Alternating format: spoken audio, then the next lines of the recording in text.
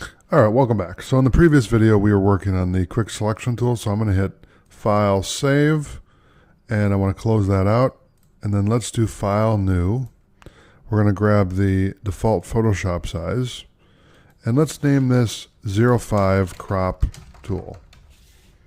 Okay, so what I want to do now is we're going to use the Crop tool. So go to the toolbar here and hover over this little icon here.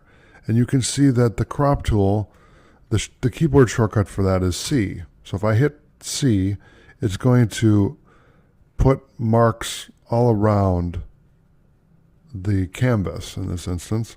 So if I drag this down, it's going to crop out the top. If I drag it up, it's going to crop out the bottom. If I drag it to pull from the right, it's going to basically crop out all that. So that is the crop tool. Quite excellent, by the way. So if I hit the letter V to go back to the move tool and then hit Control Z, Z, and Control Z again, it'll take me back to how I started. All right. So now what we're going to do is we're going to look at the crop. It's a perspective crop tool. Okay, not the slice tool. Hold on. Okay, there we go. So if you right click, so if the crop tool is showing up, if you right click on it, go to the perspective crop tool. There you go. So it does the same thing, but it does it in a different way. And you can also do that. And like this. Pull it in like that. And there you go. So it's kind of like a 3D crop tool, really. All right, so you see this little star here? We need to hit File, Save, or Control S to save so that this will be saved on your desktop. So let's call it 05 Crop Tool. Okay, I'll hit Save. I'm going to hit V to go to the Move tool, and then let's go back to the Perspective Crop tool here and right-click, and we're going to go over the Slice tool and the Slice Select tool. So the Slice tool is mainly used for, or was used for, websites. They used to, and I'm sure they still use this in some places, but what they used to do was they would create a, I'm going to hit Control Z to undo this so I can show you a better example.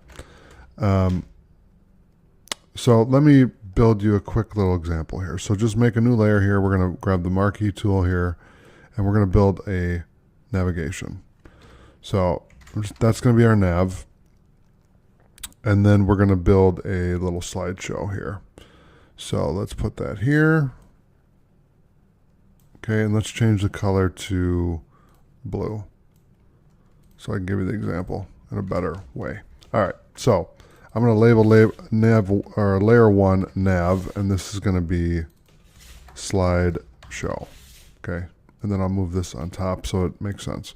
All right, so with the slice tool, what you can do is you can slice out the images. So let's say that you had 2 images here that you wanted to use for a website or for other projects, and then you wanted to select that tool. Okay, so this is what that's used for. Is the Slice Select tool is used to select a slice. So if you sliced up an image and you were going to optimize it for the web, then you can select it with the Slice Select tool. That's what the Slice tool is used for, mostly, is for web content, to optimize your website.